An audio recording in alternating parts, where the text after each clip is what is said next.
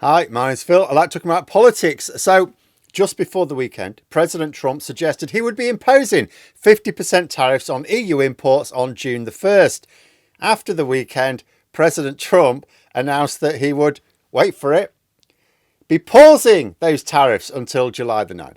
Oh my goodness, no way. I was so surprised. Were you surprised at this announcement? I was shocked to my core. Nothing like this has ever happened before. Trump threatened tariffs, then backed down. We've never seen this before. Trump really is a master of keeping people guessing, isn't he? Seriously, is this like one of those running gags that just gets funnier with time or just more tiresome? I can't tell. But first, for daily news and commentary, please hit the subscribe button to stay notified. Okay, so this may be MAGA Day on the channel today. So Trump seems to like to tell himself that his art of the deal is to do mad stuff. This is what he thinks. People have said this is how he thinks it goes through. He does mad stuff. He does insane stuff, right, to panic his opponents. And then he gets something from the ensuing chaos. That's what he does. He smashes things up and then looks for opportunity in the shattered pieces. Now, maybe this has done him some good on occasion during his business days. I can't imagine it worked very often, especially given the sheer number of bankruptcies attached to his name. But maybe he thinks it worked enough times to feed him some confirmation bias. But if it did, I suspect it was only against people who were dumber than him. Most countries have professional trade advisors and other experts who make sure their political masters don't make such blunders. So the story of Trump's Liberation Day tariffs so far is one of climb down after capitulation after climb down for Trump. Cannot think of anything that Trump has won as a concession, really. The closest I can come to is some tariff carve-outs from my country, the UK. I think we're the only ones who have given him anything. And even for us, it was still considered worth it for the job saved. And he didn't get what he really wanted, lowering our standards. Against China, he got absolutely nothing. In fact, he ended up exempting tariffs on smartphones and computers altogether. So actually, as the way things stand, there are some businesses in China who are net winners here. I've not heard of any sectors of the US economy which can claim a win. Like sometimes you can do something that is net bad for your economy, but there are still sometimes some winners, individual winners. I've yet to see any reports of anyone going, oh, but this industry in America is doing quite well out of this. I'm not really hearing of any. Trump also boasted about all the countries begging him to cut a deal to avoid the tariffs. Where are they? I've not seen any serious reports of progress anywhere. We're halfway through this first 90-day pause. We've heard nothing. So after Trump has had to recognise that his trade war with China was unsustainable and publicly admitted it was unsustainable and almost completely backed down, he's turned his attention to the EU. Now, being clear, 50% tariffs would be mad. The EU is pretty much joint second in terms of export markets after Canada. It's got about the same value of exports for the US as Mexico. The risk of retaliatory tariffs would be quite serious for America. Put it this way, look at how badly the trade war went with China. Well, the US exports twice as much stuff to the EU as it does to China. Despite the EU not having quite the same advantages of China, I discussed that last week, it would still be a very bruising affair for Trump if he went ahead with it. But even the direct impact would be bad. 16% of American imports come from the EU. Whacking up the prices by 50% would do immense damage. I mean, imagine the cost of eggs after that. Due to the avian flu related shortages in America, the US has been trying to source a lot from Europe.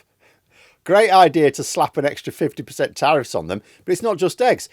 It would certainly drive inflation up. Trump has already shown he fears the economic consequence of his actions, like meltdowns in the stock markets, inflation and so on. The last thing he wants is a recession. He'll blame it on Biden. He's already getting ready for that. But you know what? Ain't Biden. And if I know it, the EU Commission certainly know it.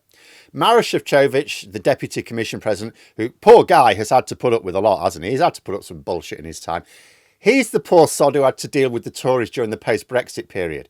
We owe him a hearty apology for having to put up with Boris Johnson, David Frost and Liz Truss. He's now having to deal with Trump's self-defeating nonsense. He made a statement expressing disappointment with Trump's move, but essentially saying, yeah, the EU's going to hit back, mate. And so Trump is now saying he's pausing the tariffs. He claims it's because of a very nice conversation with Ursula von der Leyen. Though, unless I missed it, he didn't say what was so nice about it, nor has Trump bothered to say what he wants. In fact, last week he said he wasn't even looking for a deal. He's just going to impose these tariffs. What's happened here is Trump has backed down again. Von der Leyen said she was happy to talk to the US, but just like Shevchovich, she echoed Shevchovich, but we're not going to do it we're not going to respond to threats. So get rid of the threats. She said Trump had to return to his original 90-day pause timeline. He's now done so. So Trump has done what the EU was insisting on. So for anyone who keeps trying to tell me Trump is playing some mad 4D chess game here, answer me this. The EU set out their conditions for talks. So we're not going to talk under threat. You put that tariff deadline back to where it was. He's done that. He's agreed to do it. In return, what was Trump insisting on? Huh? What did he insist the EU do to get those talks started again? What did Trump get out of the call? He won't say, which means he got nothing. Still, I'm looking forward to mid-July. This will be round about the time when the UK Parliament's, finishing off the last few bits of legislation. There could be some big news there. But essentially, we'll be getting ready to wanting some entertainment from the other side of the Atlantic. I want to see all these awesome deals which Trump has arranged, with China, with the EU, with countries around the world. He's promised all these deals, right?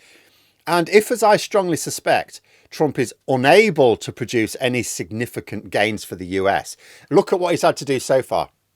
He's had to hype the hell out of a mutual tariff reduction deal with the UK. Like the weakest of all deals. Had to hype the hell out of it. Called it a comprehensive trade deal. Was it bollocks? So if he doesn't produce any significant gains for the US, I want to see what he does then. And if, as I also suspect, he wins nothing, but also doesn't go back to his Liberation Day tariffs, I want to see how his supporters try to crowbar the words art of the deal into the conversation then. Because a deal where you win nothing and your trousers fall down is not an art. Anyone can do that.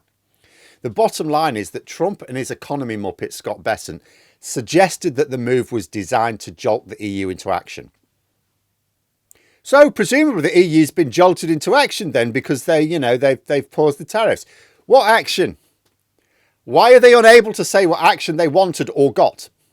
They're like small-time hustlers, aren't they? They're used to conning rubes in their little small town, and then they try their luck in the big city and they're getting their asses handed to them every single time. But they still keep going because they think their technique is solid and they're just having a run of bad luck or something.